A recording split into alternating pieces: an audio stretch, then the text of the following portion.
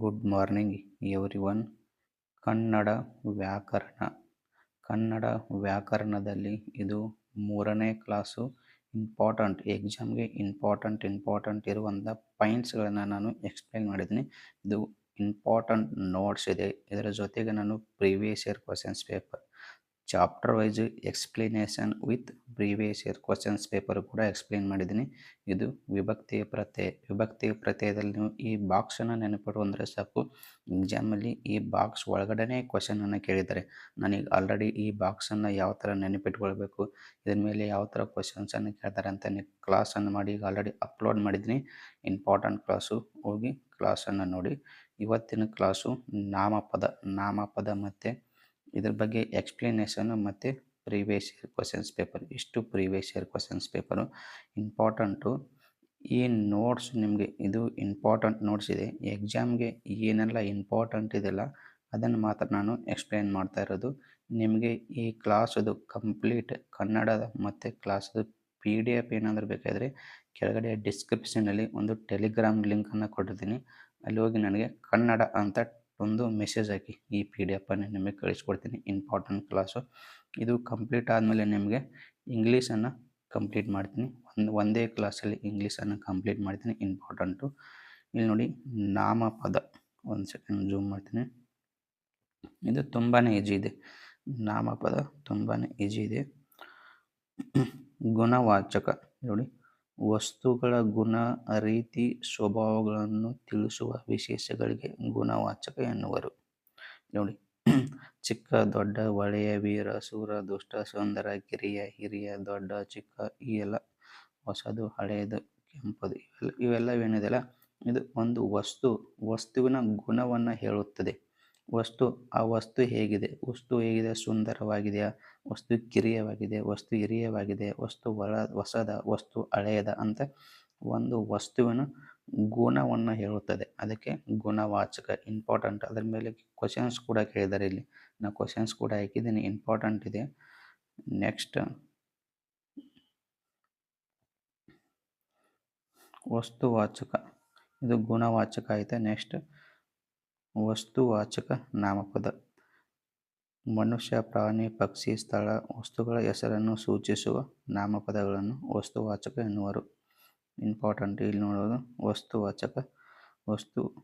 ವಸ್ತುವಿನ ಹೆಸರು ಸೂಚಿಸುವ ನಾಮಪದಗಳು 2 ಪ್ರಕಾರಗಳಿವೆ. ಅವುಗಳೆಂದರೆ ಸಜಾತಿ ಮತ್ತು ವಿಜಾತಿ. ಇವು ನೀವು ನೋಡ್ಕೊಳ್ಳೋದು ಇಂಪಾರ್ಟೆಂಟು. ಇವುಗಳಲ್ಲಿ 3 ವಿಧಗಳಿವೆ: ರೂಢನಾಮ, ಅಂಕಿತನಾಮ, ಅನ್ವರ್ಥಕ ನಾಮ. ಜಾಸ್ತಿ ಕ್ವಶನ್ಸ್ ಇದ್ರ ಮೇಲೆ ಕೇಳಿದ್ದಾರೆ. ಇಂಪಾರ್ಟೆಂಟು. ಇಲ್ಲಿ ನೋಡಿ, ರೂಢನಾಮ ಅಂದರೆ ಹಿಂದಿನಿಂದಲೂ ರೂಢಿಯಾಗಿ ಬಂದಿರುವ ಹೆಸರುಗಳು. ಅಂದರೆ ಉದಾಹರಣೆಗೆ ಹೊಲ, ಮನೆ, ಪ್ರಾಣಿ, ಪಕ್ಷಿ, ಗಂಡು, ಹುಲಿ, ನಾಯಿ, ನದಿ, ಸಮುದ್ರ ಇತ್ಯಾದಿ. ಇವೆಲ್ಲವೂ ರೂಢನಾಮ. ಅಂದರೆ ರೂಢಿಯಿಂದ ಬಂದಂಥ ಪದಗಳಿಗೆ ರೂಢನಾಮ ಎನ್ನುತ್ತಾರೆ. ಅಂಕಿತನಾಮ ಅಂದರೆ ಅದಕ್ಕೆ ನಾವೇ ಹೆಸರು ಗುರುತಿಸುವ ಹಾಗೂ ವ್ಯವಹರಿಸುವ ಉದ್ದೇಶಕ್ಕಾಗಿ ಇಟ್ಟಿರುವ ಹೆಸರುಗಳನ್ನು. ಉದಾಹರಣೆಗೆ ಗಂಗಾ, ಬ್ರಹ್ಮ, ಕಾವೇರಿ, ಹಿಮಾಲಯ, ಹಿಮಾದ್ರಿ, ರಾಮ, ಕೃಷ್ಣ, ಶಂಕರ, ರಂಗ, ಸಾವಿತ್ರಿ, ಬೆಂಗಳೂರು, ಕರ್ನಾಟಕ ಇತ್ಯಾದಿಗಳು. ಅಂದರೆ ಇವಕ್ಕೆ ನಾವೇ ಆ ವಸ್ತುವನ್ನು ಗುರುತಿಸಲಿಕ್ಕೆ ಇಟ್ಟಂಥ ಹೆಸರುಗಳಿಗೆ ಅಂಕಿತನಾಮ ಎನ್ನುತ್ತಾರೆ. ಇಂಪಾರ್ಟೆಂಟು. ರೂಢನಾಮ, ಅಂಕಿತನಾಮ 2 ಇಂಪಾರ್ಟೆಂಟು. ನೆಕ್ಸ್ಟ್, ಅನ್ವರ್ಥನಾಮ ಅಂದರೆ ವ್ಯಕ್ತಿಯ ಸ್ಥಿತಿ, ಸ್ವಭಾವ, ವ್ಯಕ್ತಿಗಳಿಗೆ ಅನುಗುಣವಾಗಿ ಅನ್ವಯಿಸುವ ನಾಮಪದಗಳಿಗೆ. ಉದಾಹರಣೆ ಕುರುಡ, ಯೋಗಿ, ಶಿಕ್ಷಕ, ಸನ್ಯಾಸಿ, ಪೆದ್ದು, ಮದುವೆ, ಆಟಗಾರ, ವೈದ್ಯ, ಏಳು, ಕಿವುಡ, ವ್ಯಾಪಾರಿ, ವಿದ್ವಾಂಸ, ಯೋಗಿ.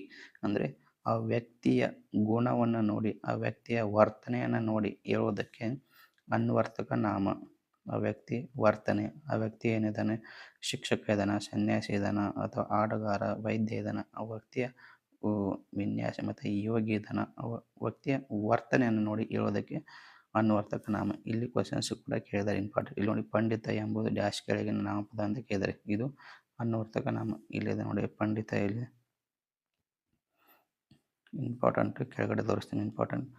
ಇಲ್ಲಿ ನೋಡಿ. ನೆಕ್ಸ್ಟ್, ಸಂಖ್ಯೆಯ ವಾಚಕ. ಇದು ಇಂಪಾರ್ಟೆಂಟ್. ಇಲ್ಲಿ ನೋಡಿ, ಸಂಖ್ಯೆಯ ವಾಚಕ ಮತ್ತು ಇಲ್ಲಿ ಸಂಖ್ಯಾವಾಚಕ 2 ಕನ್ಫ್ಯೂಸ್ ಮಾಡ್ಕೊಳ್ಕೋಬೇಡಿ. ಇಂಪಾರ್ಟೆಂಟ್. ಸಂಖ್ಯೆಯ ವಾಚಕ, ಇದು ಸಂಖ್ಯಾವಾಚಕ. ಮೊದಲಕ ಸಂಖ್ಯೆಯ ವಾಚಕ, ಸಂಖ್ಯೆಯಿಂದ ಕೂಡಿದ ವಸ್ತುಗಳನ್ನು ಹೇಳುವ ಶಬ್ದಗಳೆಲ್ಲ ಸಂಖ್ಯೆಯ ವಾಚಕಗಳನ್ನರು. ಉದಾಹರಣೆಗೆ ಸಂಖ್ಯೆಯಿಂದ ಕೂಡಿರುವ ಪದಗಳಂತೆ ಉದಾಹರಣೆ ಮೂರು, ಮೂವರು, ಮೂರನೆಯ. ಇಲ್ಲಿ ನೋಡಿ, ಸಂಖ್ಯೆಯ ವಾಚಕ ಅಂದರೆ ಮೂವರು, ಮೂರನೆಯ, ಇಬ್ಬರು, ಎರಡನೆಯ, ಐದು, ಐದನೆಯ, ಈ ಥರ ಇದೆಲ್ಲ. ಇದು ಎಕ್ಸಾಮಲ್ಲಿ ಇದೇ ಥರ ಕ್ವಶನ್ ಅನ್ನು ಕೊಡ್ತಾರೆ. ಏನು ಕೊಡ್ತಾರೆ ಅಂದರೆ ಈ ಮೂರು, ಮೂವರು, ಮೂರನೆಯ, ಇಬ್ಬರು, ಎರಡನೆಯ, ಇದು ಸಂಖ್ಯಾವಾಚಕನ, ಸಂಖ್ಯೆಯ ವಾಚಕನ ಅಂತ ಕೊಡ್ತಾರೆ. ಅದಕ್ಕೋಸ್ಕರ ಇಂಪಾರ್ಟೆಂಟ್. ಇಲ್ಲಿ ನೋಡಿ, ನೆಕ್ಸ್ಟ್ ಸಂಖ್ಯಾವಾಚಕ, ಸಂಖ್ಯೆಯನ್ನು ಸೂಚಿಸುವ ನಾಮಪದ ಮತ್ತು ವ್ಯಕ್ತಿ ಮತ್ತು ವಸ್ತುವಿನ ನಿರ್ದಿಷ್ಟ ಸಂಖ್ಯೆಯನ್ನು ತಿಳಿಸುವ ವ್ಯಕ್ತಿತ್ವ ಸಂಖ್ಯಾವಾಚಕನವರು. 1, 2, 3, 4, 1000, ಈ ಥರ ಕೋಟಿ, ಈ ಥರ ಒಂದೊಂದು ಓಡಲಿ 1, 2, 3 ಈ ಥರ ಓಡುತ್ತಲ್ಲ ಒಂದೇ, ಅದು ಸಂಖ್ಯಾವಾಚಕ. ಒಂದನೆಯ, ಎರಡನೆಯ, ಮೂರನೆಯ, ಮೂವರು, ಈ ಥರದ್ದಲ್ಲ, ಅದು ಸಂಖ್ಯೆಯ ವಾಚಕ. ಇದು ಇಂಪಾರ್ಟೆಂಟು. ನಿಮಗೆ ಎಕ್ಸಾಮಲ್ಲಿ ಕ್ವಶನ್ಸನ್ನು ಕೇಳ್ತಾರೆ. ಏನಂದರೆ ಮೂರು, ಇದು ಸಂಖ್ಯೆಯ ವಾಚಕನ ಅಥವಾ ಸಂಖ್ಯಾವಾಚಕನ ಅಂತ ಕೊಡ್ತಾರೆ. ಅದಕ್ಕೋಸ್ಕರ ಇದನ್ನು ನೋಡ್ಕೊಳ್ಳಿ, ಇಂಪಾರ್ಟೆಂಟು. ಭಾವವಾಚಕ, ಒಂದು ಸೆಕೆಂಡ್. ಭಾವವಾಚಕ, ಭಾವವಾಚಕ ವಸ್ತು ಅಥವಾ ವ್ಯಕ್ತಿಯ ಭಾವವನ್ನು ಸೂಚಿಸುವ ನಾಮಪದಗಳೇ ಭಾವವಾಚಕಗಳೆನ್ನುವರು. ಇಂಪಾರ್ಟೆಂಟು. ಕಪ್ಪು, ಕರೆಯದರ ಭಾವ ಕಪ್ಪು, ಬಿಳಿಯದರ ಭಾವ ಬಿಳುಪು. ಇದನ್ನೇ ಎಕ್ಸಾಮಲ್ಲಿ ಕ್ವಶನ್ಸನ್ನು ಕೇಳಿದ್ದಾರೆ, ಇಂಪಾರ್ಟೆಂಟು. ಇಲ್ಲಿ ಏನು ಕೊಡ್ತಾರೆ ಅಂದರೆ ಕಪ್ಪು, ಕರೆಯದರ ಭಾವ ಕಪ್ಪು, ಬಿಳಿಯದರ ಭಾವ ಬಿಳುಪು, ಓಡುವ ಸ್ಥಿತಿ ಮತ್ತು ಜಾಣ್ಮೆ, ಹಿರಿತನ, ಇದೆಲ್ಲ ಸ್ವಲ್ಪ ನೋಡ್ಕೊಳ್ಳಿ, ಇಂಪಾರ್ಟೆಂಟು. ಭಾವವಾಚಕ ಇಂಪಾರ್ಟೆಂಟ್. ಈ ಕ್ವಶನ್ಸನ್ನು ಎಕ್ಸಾಮಲ್ಲಿ ಕೇಳಿದ್ದಾರೆ. ನೆಕ್ಸ್ಟ್ ಪರಿಮಾಣವಾಚಕ, ಇದು ಇಂಪಾರ್ಟೆಂಟ್. ಪರಿಮಾಣವಾಚಕ ವಸ್ತುಗಳ ಸಾಮಾನ್ಯ ಅಳತೆ, ಪರಿಮಾಣ, ಗಾತ್ರ ಇತ್ಯಾದಿ ತಿಳಿಸುವ ಶಬ್ದಗಳು ಪರಿಮಾಣವಾಚಕ ಅಂತಾರೆ. ವಸ್ತುವಿನ ಅಳತೆ, ಪ್ರಮಾಣ, ಗಾತ್ರ ತಿಳಿಸುವ ನಾಮಪದಕ್ಕೆ ಉದಾಹರಣೆಗೆ ಬಹಳ, ಕಡಿಮೆ, ಅಷ್ಟು, ಇಷ್ಟು, ಲಕ್ಷಾಂತರ. ಅಂದರೆ ಒಂದು ಗಾತ್ರ, ಒಂದು ಪ್ರಮಾಣ, ಅಂದರೆ ಒಂದು ಗಾತ್ರ ಎಷ್ಟಿದೆ ಪ್ರಮಾಣವನ್ನು ಹೇಳೋದಕ್ಕೆ ಪರಿಮಾಣವಾಚಕ ಎನ್ನುತ್ತಾರೆ. ಇಂಪಾರ್ಟೆಂಟು. ಪ್ರಕಾರವಾಚಕ, ಇದು ಮೋಸ್ಟ್ ಇಂಪಾರ್ಟೆಂಟ್. ಇದ್ರ ಮೇಲೂ ಕೂಡ ಕ್ವಶನ್ಸನ್ನು ಕೇಳಿದ್ದಾರೆ. ಯಾವ ಥರ ಕ್ವಶನ್ಸನ್ನು ಕೇಳ್ತಾರೆ ಅಂದರೆ ಇಂಥ, ಇಂಥದ್ದು, ಅಂಥದ್ದು, ಅಂಥದ್ದು, ಅಂಥವಳು, ಅಂಥವನು, ಅಂಥವರು, ಅಂಥವರು, ಈ ಥರ ವಾಕ್ಯ ಬಂದಾಗ ಅದು ಪ್ರಕಾರವಾಚಕವಾಗಿರ್ತದೆ. ಇದು ನಿಮಗೆ ನೆನಪಿಲ್ಲ, ಇಂಪಾರ್ಟೆಂಟು. ಪ್ರಕಾರವಾಚಕ ಎಕ್ಸಾಮಲ್ಲಿ ಏನು ಕೊಡ್ತಾರೆ, ಅಂಥವನು, ಇಂಥವಳು, ಅಂಥವರು, ಎಂಥ, ಇದು ಯಾವ ವಾಚಕ, ಗುಣವಾಚಕನ, ದಿಗ್ಗುವಾಚಕನ, ವಸ್ತುವಾಚಕನ, ಈ ಥರ ಪರಿಮಾಣವಾಚಕನ, ಪ್ರಕಾರವಾಚಕನ ಅಂತ ಕೊಡ್ತಾರೆ. ಪ್ರಕಾರವಾಚಕ ಯಾವಾಗಲೂ ಇಂಥ, ಅಂಥ, ಅಂಥವನು, ಅಂಥವಳು, ಇಂಥ ವಾಕ್ಯಗಳು ಪ್ರಕಾರವಾಚಕವಾಗಿರುತ್ತವೆ. ಇಂಪಾರ್ಟೆಂಟು. ದಿಕ್ಕುವಾಚಕ, ಇದು ದಿಕ್ಕನ್ನು ಸೂಚಿಸುವ, ಇಂಪಾರ್ಟೆಂಟ್, ದಿಕ್ಕನ್ನು ಸೂಚಿಸುವ ನಾಮಪದಗಳಿಗೆ ದಿಕ್ವಾಚಕ ಎನ್ನುತ್ತಾರೆ. ಇದು ನಿಮಗೆ ನೆನಪಿಲ್ಲ. ಪೂರ್ವ, ಪಶ್ಚಿಮ, ಉತ್ತರ, ದಕ್ಷಿಣ, ಈಶಾನ್ಯ, ಆಗ್ನೇಯ, ನೈಋತ್ಯ, ವಾಯವ್ಯ, ಈಶಾನ್ಯ, ಇದೆಲ್ಲರಿಗೂ ಗೊತ್ತಿದೆ. ಅವ್ರ ಎಕ್ಸಾಮಲ್ಲಿ ಏನು ಕೊಡ್ತಾರೆ ಅಂದರೆ ಇಲ್ಲಿ ಮೂಡನ, ಪಡುವನ, ತೆಂಕನ, ಪಡುವನ, ಮೂಡನ, ಬಡಗನ, ತೆಂಕನ, ಪಡುವನ, ಇದು ಏನು ಅಂತ ಕೇಳ್ತಾರೆ. ಇದು ದಿಕ್ವಾಚಕ. ಇದು ನಿಮಗೆ ನೆನಪಿಲ್ಲ, ಇಂಪಾರ್ಟೆಂಟ್. ಇವು ನನ್ನ ಜಾಸ್ತಿ ಎಕ್ಸಾಮಲ್ಲಿ ಕ್ವಶನ್ ಕೇಳಿದ್ದಾರೆ. ಇದು ನಿಮಗೆ ನೆನಪಿಲ್ಲ. ಪೂರ್ವ, ಪಶ್ಚಿಮ, ಉತ್ತರ, ದಕ್ಷಿಣ, ಆಗ್ನೇಯ, ನೈಋತ್ಯ, ಆಚೆ, ಈಚೆ, ಇದೆಲ್ಲರಿಗೂ ಗೊತ್ತಿದೆ. ಅದಕ್ಕೋಸ್ಕರ ಏನು ಮಾಡ್ತಾರೆ, ಮೂಡನ, ಬಡಗನ, ತೆಂಕನ, ಪಡುವನ, ಇದು ಯಾವ ವಾಚಕ ಅಂತ ಕೇಳ್ತಾರೆ. ಇದು ದಿಕ್ವಾಚಕ. ಇಲ್ಲಿ ನೋಡಿ ಕ್ವಶನ್ಸ್, ಇದು ಇಲ್ಲಿ ಒಂದು 4ರಿಂದ ಒಂದು 5-6 ಕ್ವಶನ್ ಅಷ್ಟೇ ಹಾಕಿದ್ದೀನಿ ನಾನು.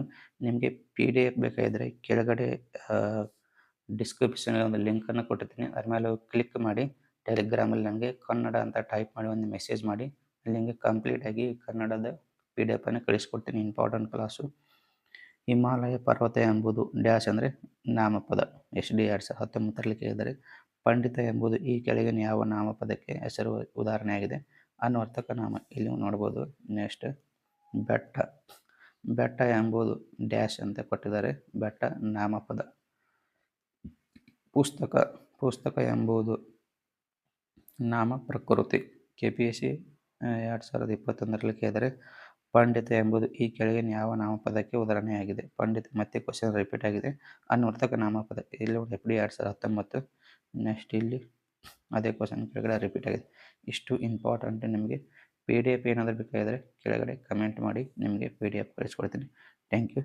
ಬಾಯ್.